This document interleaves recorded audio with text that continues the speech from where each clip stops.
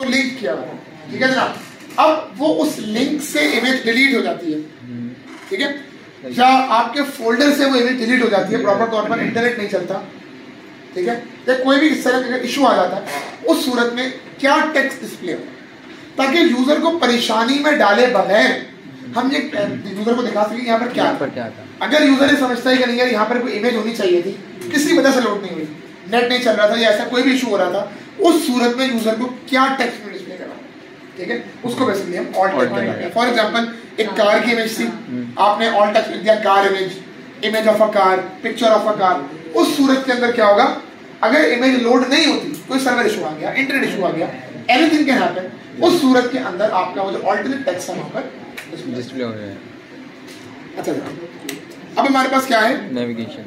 Verify that user can easily identify the website navigation. बता चुका हूं कहां से कौन सा मेन्यू आएगा, लिंक्स कहां मिलेंगे, मुझे किसी भी पर्टिकुलर पेज पर जाना है तो मुझे कौन से मेन्यू को एक्सेस करना पड़ेगा, कहां पर क्लिक करना पड़ेगा, क्या एक्शन लेना पड़ेगा, क्या ऑपरेशन परफॉर्म करवाना पड़ेगा। Verify that navigation option the short and easy to understand. Short का मतलब क्या है, बहुत लंबी चौड़ी कहानियां ना। पहले विंडोज एक्सपी की सेटिंग उसकी यहां पे एक्सपी क्या होता था, प्रोग्राम स्टार्ट मेन्यू में जाओ, प्रोग्राम में जाओ, एक्सेसरीज में जाओ, फिर कुछ मिलेगा, ये परेशान को हालात है।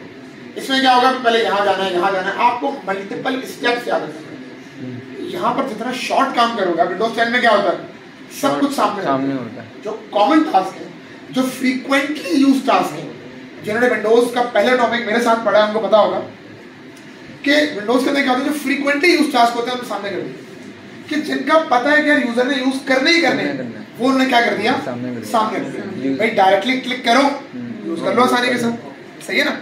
तो आपने वेबसाइट भी वैसे ही बनाई। अच्छा, button and links are realistic. ये ना हो कि आपने कोई लिंक बनाया लेकिन वो लिंक लग ही नहीं रहा। अब देखो लिंक की पहचान क्या होती है, अगर कोई टेक्स्ट अंडरलाइन हुआ है, बोल्ड हुआ है, मतलब वो लिंक है। बटन्स की पहचान क्या है, बॉर्डर होगा, ठीक है। आपने भी अपनी वेबसाइट में अगर कोई बटन है, ये नहीं कर रहा है कि बॉर्डर नन, बॉर्डर 0 पिक्सल कर दिया, यानी वो बटन है लेकिन लग नहीं रहा, लिंक है लेकिन ऐसा लग रहा है पैराग्राफ है। तो प्रॉपर तौर पर हर चीज आइडेंटिफाइड होनी चाहिए। गूगल सब लोग यूज करते हैं, कुछ भी जब सर्च करते हो बहुत सारे लिंक्स आ जाते हैं। जब लिंक्स आते हैं वो तमाम लिंक्स अंडरलाइंड होते हैं। Verify the links are consistent on all pages and are easy to understand. अगर नेविगेशन बार, मैं एग्जांपल ये लेके चल रहा हूं, नेविगेशन बार होम पेज पे लगा हुआ है, तो क्या वैसा ही नेविगेशन बार आपका अबाउट पेज पर भी है या नहीं? क्या वैसा ही नेविगेशन बार आपका कॉन्टेक्ट पेज पर है भी या नहीं? अच्छा, सेकंड चीज, क्या वही लिंक्स जो आपके होम पेज पे है वही अबाउट पे है? क्या वही लिंक्स जो कॉन्टेक्ट पे है वही आपके होम पेज पर आ रहे नहीं आ रहे? कंसिस्टेंसी, यूनिफॉर्मिटी, एक जैसा होना, कोई डिफरेंस नहीं है उसके। Verifies if site search is present on page and are easy to access. Site search का मतलब क्या है, हर वेबसाइट पर आप देखते हैं एक नेविगेशन बार के ऊपर सर्च का आइकन बना हुआ होता है, सर्च टैब बना हुआ होता है। विंडोज आप तमाम लोग यूज करते हैं, नीचे एक सर्च का टैब आ रहा होता है, बहुत सारे लोग उसको हाइड कर देते हैं, हाइड कर भी देते तो आइकन लाजमी द्वारा बना हुआ है, ठीक है। अच्छा, तीसरी चीज क्या है हमारे पास, content. Verify that URLs have meaning. URL का मतलब क्या है, यूनिवर्सल यूनिफॉर्म रिसोर्स लोकेटर, यानी आपकी वेबसाइट का नाम। पहली चीज तो ये कि वो मीनिंगलेस नहीं होना चाहिए, मीनिंगफुल होना चाहिए। मीनिंगफुल का मतलब क्या है, उसको पढ़कर समझ में आना चाहिए यार ये वेबसाइट है किस लिए, अच्छा, ये वेबसाइट है किस चीज की। ये ना हो कि आपने फॉर एग्जांपल ये कहा गया मैं एक ई कॉमर्स साइट खोलूंगा जो गारमेंट्स का बिजनेस करेगी, कपड़े बेचेगी, लड़कियों के कपड़े, लड़कों के कपड़े, सब। वेबसाइट का अलग से नाम रख दिया abbas.com। अब वेबसाइट पढ़ने से क्या लग रहा है, कोई पोर्टफोलियो होगा, किसी बंदे का प्रोफाइल होगा, खोलने में कपड़ों की वेबसाइट खोल गई, इसको कहते हैं मीनिंगलेस। अब अगर ये फॉर एग्जांपल वेबसाइट रखता है abbasclothingstore.com, अब एक माइंड में बात क्लियर हो रही है, अच्छा भी ठीक है, कपड़ों की वेबसाइट है, कोई ना कोई गारमेंट्स वेबसाइट है, clothing website, and user friendly. अच्छा, अब ये पूरा अब्बास क्लोथिंग स्टोरी बड़ा लंबा है, अब होना क्या चाहिए था, फॉर एग्जांपल एक तो AB क्लोथिंग, ABS क्लोथिंग कर, short concise and meaningful. Verifies if HTML pages are meaningful.